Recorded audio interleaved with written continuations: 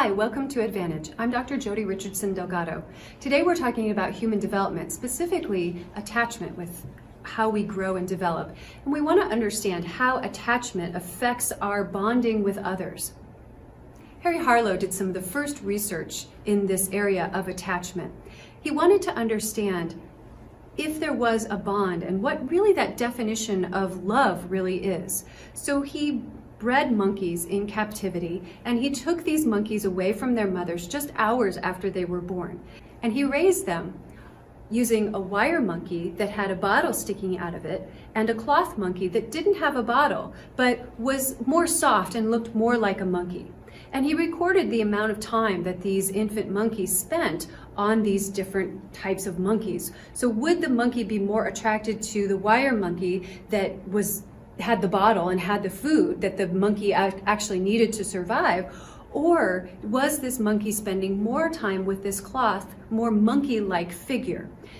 And he was very surprised to find out that these monkeys spent more than 19 hours, almost 20 hours a day on this cloth monkey. And he came up with this idea that we need this contact comfort, and that's what he called it, contact comfort with a caring figure.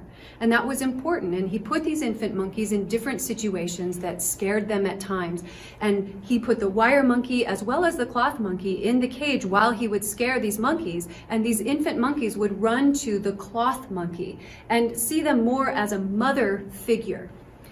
Harlow went on to do lots of other research with these monkeys, and many of those studies would not pass an IRB today, but we learned a lot from his research, and we learned a lot about how this bond between parents and children really impacts the trajectory of our development.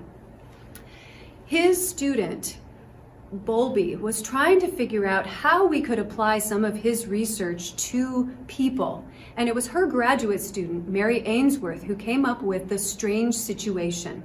And what she did was she took babies and put them in a room with their mothers with some toys. And she had mothers and infants kind of playing together. And then she had a stranger enter the room.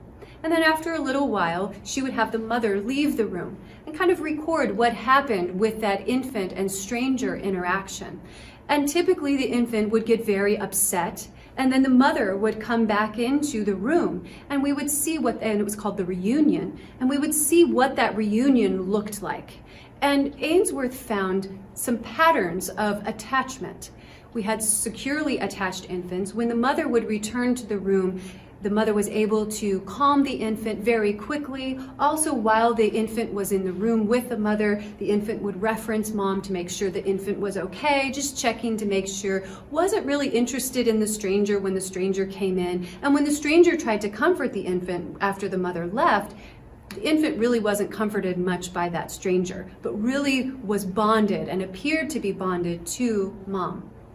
The next type of attachment was avoidant attachment. And this is where the infant would actively avoid mom on the reunion. So crawling away, or mom comes in, kind of indifferent to mom coming back into the room after mom had left.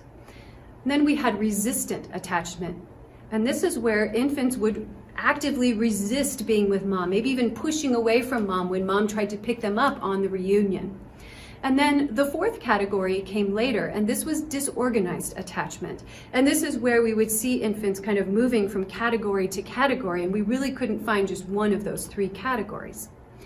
Research has been done, and we do find that this type of attachment is important, and it follows us through our childhood and even into adulthood.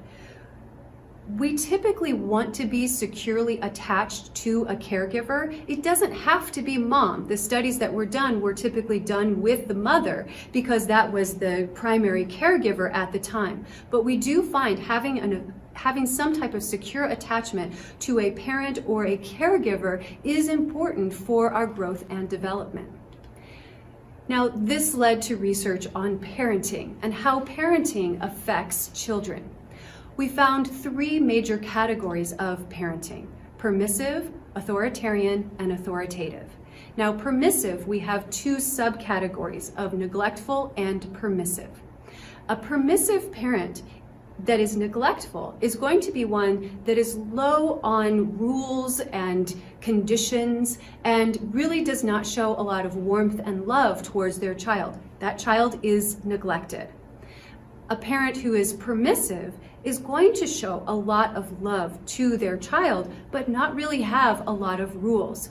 We kind of tend to look at this child as being spoiled, and that's kind of what we see with those children, as they tend to be spoiled.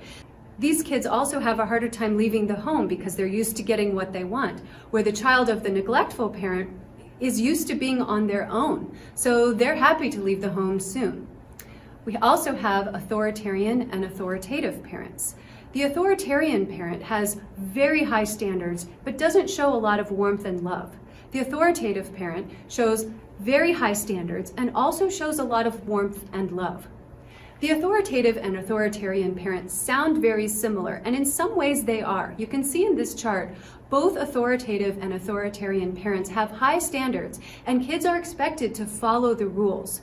Now, with authoritative parenting, these parents are nurturing, high in responsiveness, and kids have input into the decisions. The ultimate decision lies with the parents. They are willing to consider what the child's interest is in the ultimate decision. The authoritarian parent doesn't have the nurturing aspect, kind of low on warmth and responsiveness, and is high in control and high in demands. Children don't have as much input or any input in the decisions that are being made. We also know that fathers play an important part in the growth and development of children. Children who have regular contact with their fathers have higher IQs. They also persist longer in problem solving. They also cope better with frustration. They have stronger physical development due to rough play. We see that fathers play with both their male and female children equally rough until about puberty. We also see that children have an increase of confidence due to allowing the child space to explore. We've done studies with mothers and fathers and how far they allow their children to explore the space around them when they're in a strange situation, like a laboratory. And we find that moms will allow their babies to crawl about 2 arms lengths away, where dads will allow twice as far as that. So children have more space to crawl with fathers. There's also some new research coming out with adolescent girls where we're seeing that adolescent girls who are involved with their fathers, have regular contact with their fathers, show lower sexual promiscuity in adolescence, as well as a stronger bond with their fathers that lasts into relationships that they have in their 20s and beyond. I hope this video has helped. Thanks for watching. Please click the EdVantage logo to subscribe.